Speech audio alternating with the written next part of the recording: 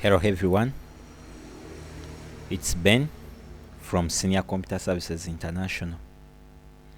I'm going to take you through computer applications.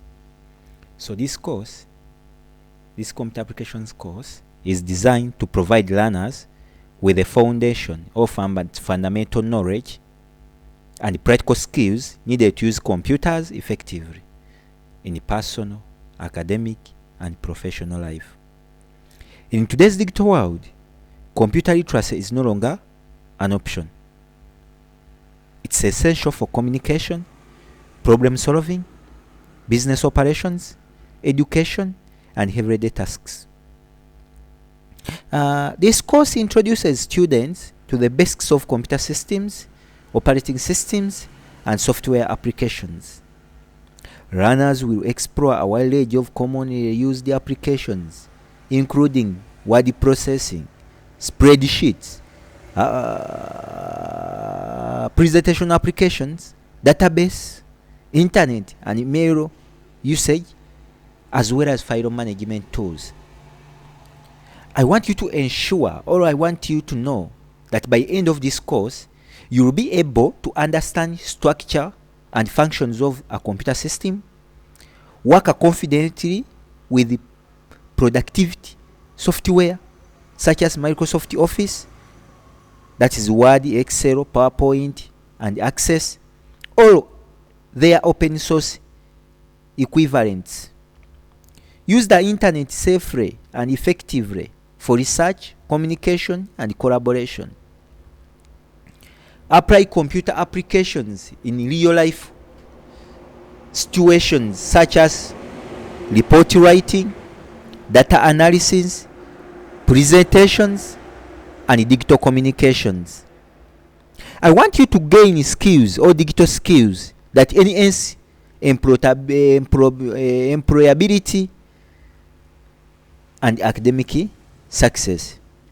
So this course breeds us through theory and hands-on practice, ensuring that learners not only understand the concepts but can also apply them in real-world situations.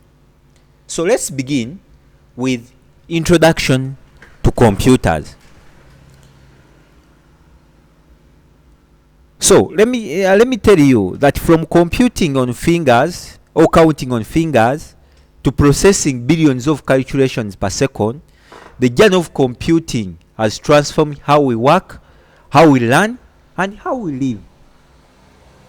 So let's explore the world of computers together. What is a computer? A computer is an electronic device that accepts data input or data as input, process it according to the instructions, and provide meaningful information as output. The term computer comes from Latin word computer or to calculate. So what does it mean? Is that we provide information, we provide data to a computer for the computer to provide us information. So the raw facts we feed the computer is what is given out as information.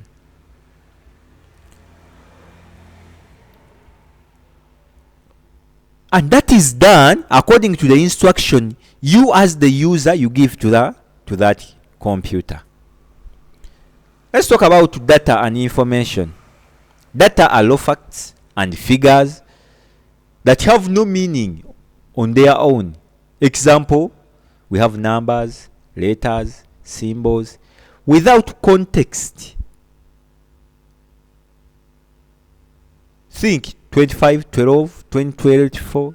So anything that you feed the computer is data. And that computer gives us information. Information is the processed data that has meaning and context. It helps us to understand and make a decision. Think of December 25th, 2024. The other one was 25, 12, 2024. So Let's talk about some key characteristics of computers. Characteristics of computers. One, we have speed. Computer processes millions of instructions per second. Tasks that takes humans hours to complete in seconds, computers complete them in seconds. So if you as a person, you can take an hour to do certain calculation. For a computer, in just 1 second, you find that it's already done. We have automation. Once programmed, computers work automatically without constant human intervention. So there is no need for you to come on giving it what to do. It can do that by its own, if you have given it instruction, or if you have programmed it. Versatility or versatile. You find that computers perform completely different tasks, from word processing to playing music to complex calculations. So the computer is able to perform variety of tasks. Another one is accuracy. Computer performs calculations with extremely high precision. Errors typically result from human input or programming mistakes. Diligence never gets tired or loses concentration. A computer is always steady. Can work continuously from hours without creating errors. Storage. Computers store a lot of data and retrieve it quickly when needed using various storage devices. So we have speed, automation, versatile, accuracy, diligence, and storage. Those are the basic computer characteristics that we can find. Computer limitations. What is computers limited to do? Or what can a computer fail to do? One, no intelligence. Computers only do what you have programmed it to do. They cannot think independently or make decisions beyond their programming. What you program it to do is what it does. It does not think independently.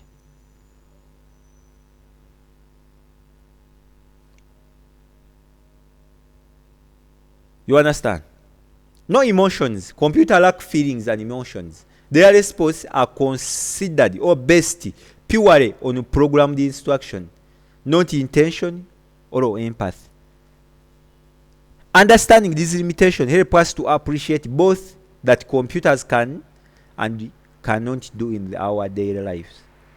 Don't expect a computer can do things on a sympathy. What you tell it to do is what it will do. What you don't want, what you want that computer to do, program it. Program it to do it. It will do it as according to your wish.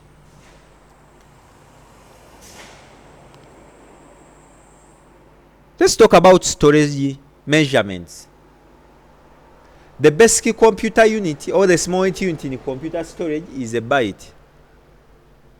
So from a byte, we go to kilobyte. A kilobyte consists of 1024 bytes.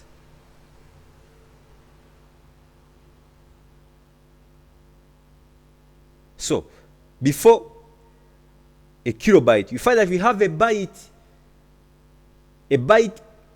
are 80 bits. I don't know whether you understand my point. We have a byte, and a byte is equivalent to 80 bits stored one character. Then from a byte, you have a kilobyte. Kilobyte is 1024 bytes. That's the kilobyte. From a kilobyte, that's KB in short. A kilobyte, we go to a megabyte, MB. And it is 1024 kilobytes and can do digital photo. But a kilobyte is just to store small text files. Then from a kilobyte, we go to gigabyte. Gigabyte can be a movie file. It is 1024 megabytes. Then from gigabytes, we can go to a terabyte. Terabyte can be a entire music collection. And it's 1024 gigabytes.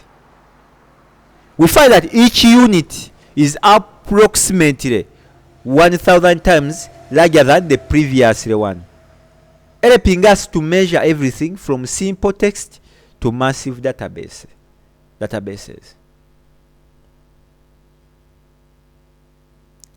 From a bit, we go to a byte, a kilobyte, megabyte, a megabyte, gigabyte, then terabyte, giving a difference of 1015 times from the previous one. Let's talk about evolution of computing devices.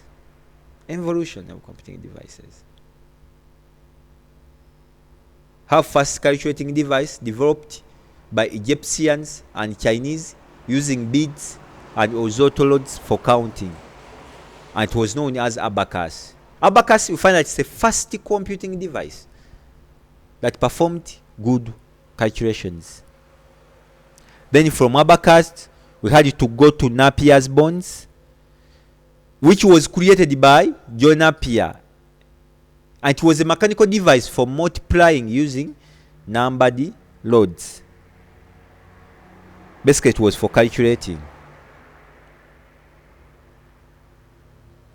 And that was in 1617 years there, around those years. So in 1060s, also we had the Pascal's machine. Pascal's machine was developed by Blaise Pascal.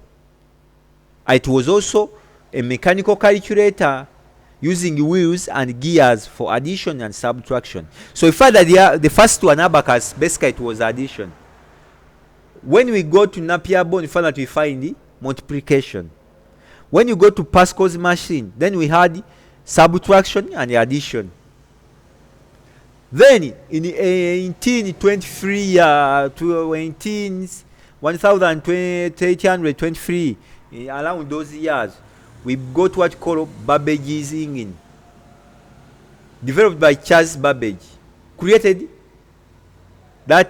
Charles created analytical engine, earning him a title father of computer. So then we began seeing real computers, which led in 1940s the development of first electronic computer with 18,000 vacuum tubes weighing approximately 30 tons or tons. So let's talk about generations. So we find if we went into evolutions, so we had to go into generations. So generations. Basically, generations are 5. Ranging from first, second, third, fourth, and fifth. And first generation was in 1940s. Basically, being specific, it was around 1942 to 1955. And basically, we used the vacuum tubes, machine languages, or machine language, room-sized computers. Those were the basic characteristics. Because the technology by then to process data was vacuum tubes. And the vacuum is a space without air. So they got those tubes and they occupied the big rooms or bigger rooms and used the machine language technology. Examples, we had ENIAC and UNIVAC 1 as first generation computers.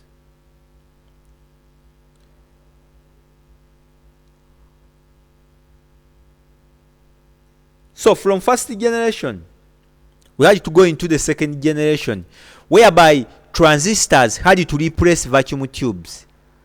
And then evolution of high-level languages, like a Fortran and COBOL emerged. So the technology used under first generation was vacuum tubes. When we went into second generation, we found that now we had to use transistors. So from second generation, that was in 1956 to 1963. So we had to go into the third generation in 1964. That took us up to 1975.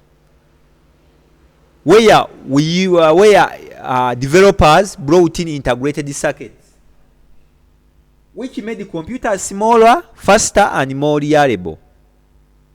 That's where IBM started, and basically we had the IBM 360. Then from there we went to the fourth generations. Fourth generation took us from 1975 up to 1989, where we used the microprocessors, and it brought in personal computers with the graphical user interface operating systems and networking emerged. So that's where networking started operating. So in 1989 up to today, then we have fifth generation, and there is the use of artificial intelligence, parallel processing, and the advanced multimedia capabilities. Those one defined modern computing. Now we have modern computing up to now. So in 1942 to 1955, those are first generation computers. 1956 to 1963, second generation. And they use the transistors, replacing vacuum tubes of first generation. Examples of first generation is UNIVAC and ENIAC. Second generation, you have Fortran and COBOL. Third generation, it was between 1964 to 1975, which led to introduction of integrated circuits with the IBM 360 computers emerging. And that pushed us into fourth generation of 1975 to 1989 with the use of microprocessors and the personal computers emerged. Then from there we went into the fifth generation that is still working up to today, where we use artificial intelligence. So let's talk about computer systems. Say computer system components. Computer system components. Components, we have input units. Those are the devices that accepts data from users through devices like keyboards, mice, scanners, and these ones, they convert data into computer readable formation. Input units. Device that we are used to give the computers what to do. Like that you are used to feed data into the computer. Then we also have central processing unit, and that's the brain of the computer. That one controls operations and performs calculations. It also executes instructions through arithmetic, logic unit, and control unit. Is the brain, is the foundation. Is the one that controls the computer, is the head of the computer. Then you have what we call memory unit. This one stores programs, data, and results. For example, primary memory with the ROM and RAM, read-only memory, and the random access memory, and the other storage devices like hard disks, flash disks, among others.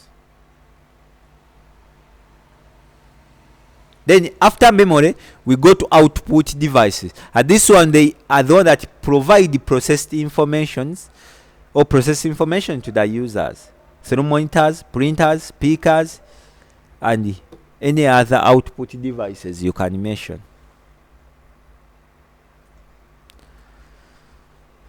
So, having known that, let's start your journey from here. Computers are tools that amplify human intelligence. Understanding the basics opens doors to endless possibilities.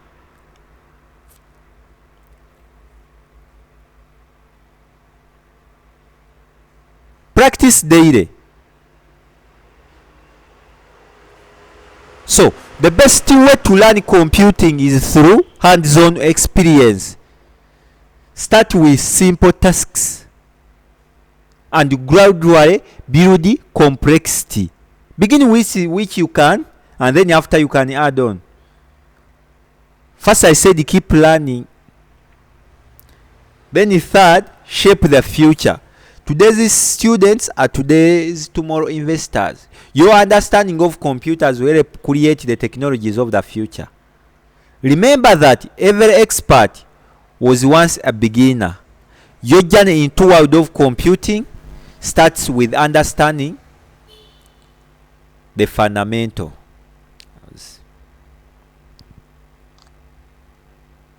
I'm repeating.